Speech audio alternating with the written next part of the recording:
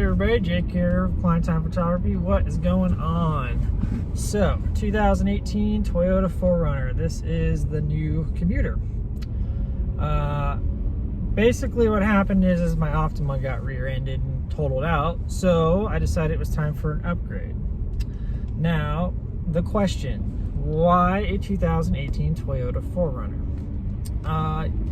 You know what's funny is when I was looking at these vehicles and just a lot of things like these, I was really, again, you know how I am, function, versatility. I wanted something that was going to be a great commuter, and just kind of looking at a lot of different little details.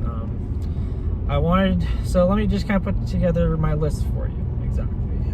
4-wheel drive, definitely wanted that because I wanted something that, if Nicole and I wanted to go up to the snow or on just a short little weekend trip and we didn't want to take the truck because we just wanted to just go do something real quick, we could just, take it and just go kind of explore around. The other thing I wanted, SUV for sure.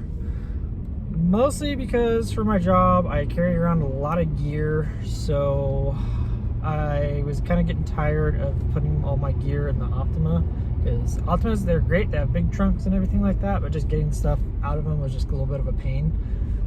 I kind of wanted just a little bit more trunk space and storage and everything like that.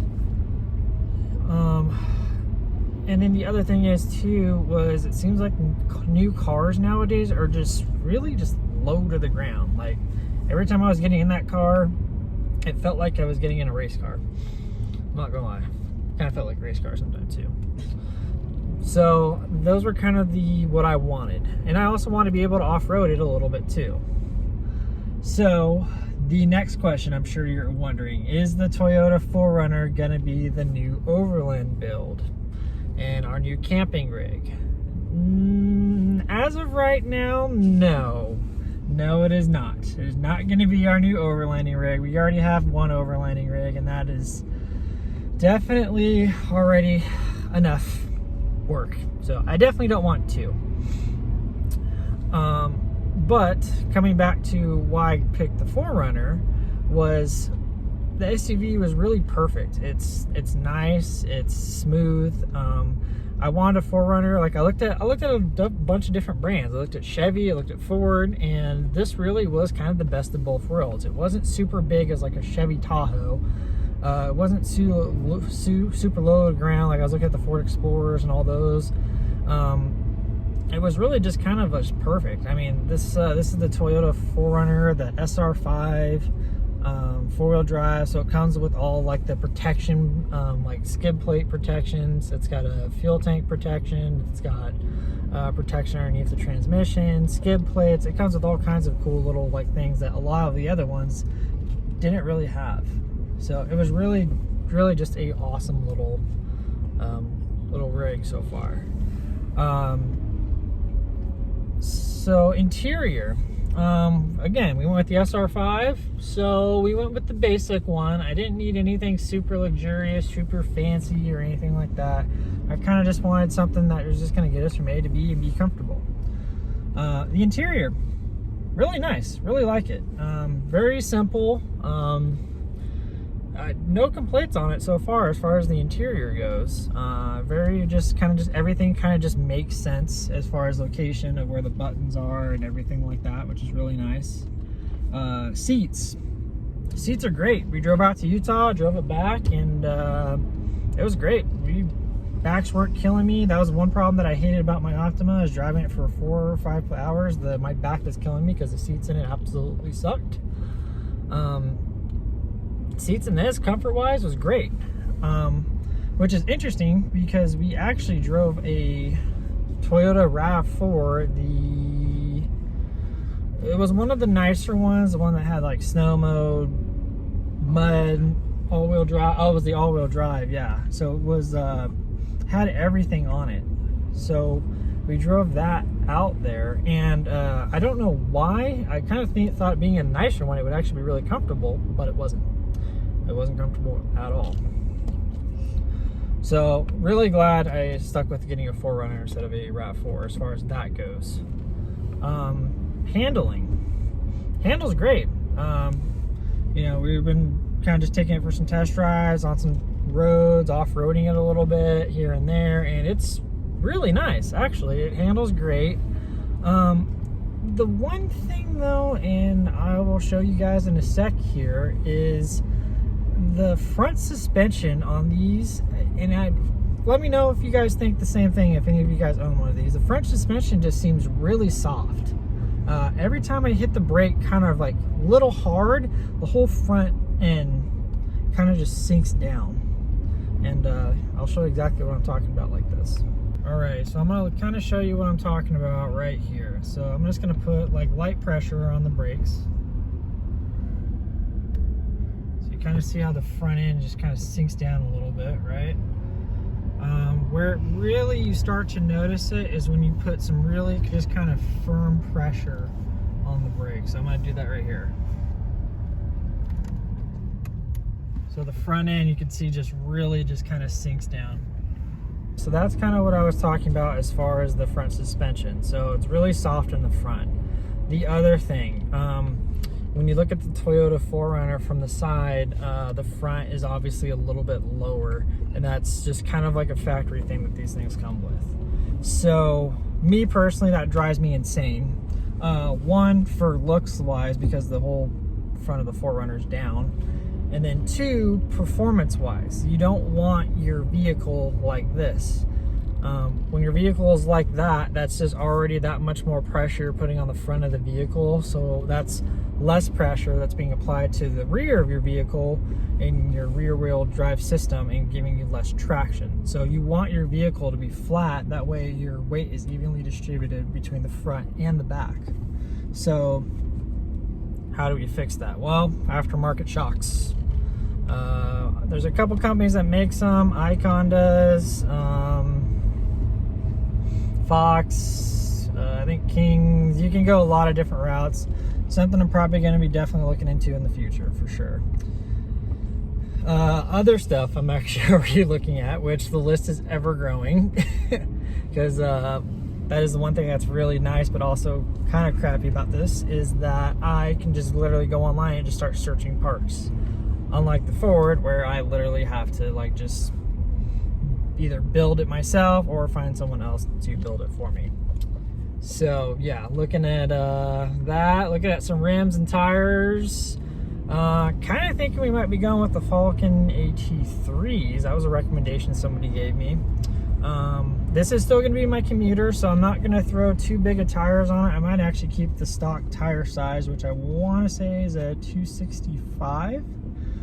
Because again, we want some good gas mileage, because I'm gonna be commuting with this.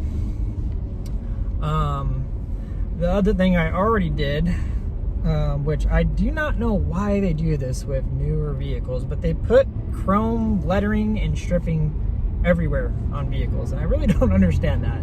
I mean, if you're into chrome, which I know some people are, it's great, it's awesome, but that was a quick change I automatically just readily did. Was I went ahead and just took the they make some overlay little logos, so you basically just put them on your factory logos, and that way you don't have to worry about taking the other ones off.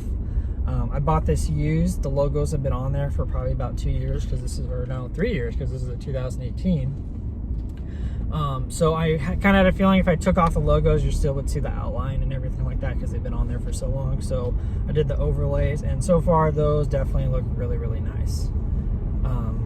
As far as other stuff I'm kind of looking at as well, would probably be a roof rack, just so if we want to do any trips or anything like that, we have the ability to throw more stuff up top. But again, it's going to be a commuter, so we want to keep everything super light.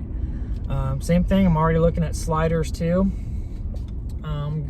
Trying to figure out what's going to be the best route as far as sliders on these. So let me know if you guys have any ideas, pointers, or anything like that. I'm still kind of new to building these. Probably not going to do bumpers. We're not going to do any of that stuff. Front and rear bumpers, tire carrier. We're not going to go that crazy. We're going to keep everything as stock as we can. And then something else I definitely really want to change is the what is it? The fog lights. And I'll show you a little video of that right here.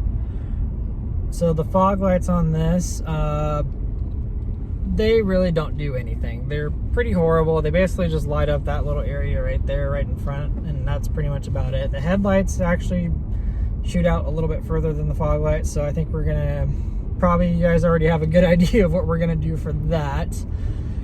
Might be a certain company that we are working with that we're probably gonna be doing fog lights of that company on this, so I'm pretty sure we're gonna go with that option.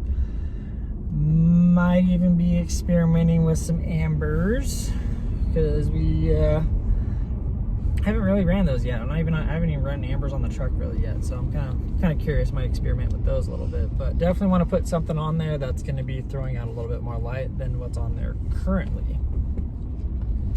So yeah, lots of fun little changes. I'm already loving the fact that you can change so much on these things. Like literally, you can just type it on the internet, and then there's plenty of companies that make it, so that is just super nice.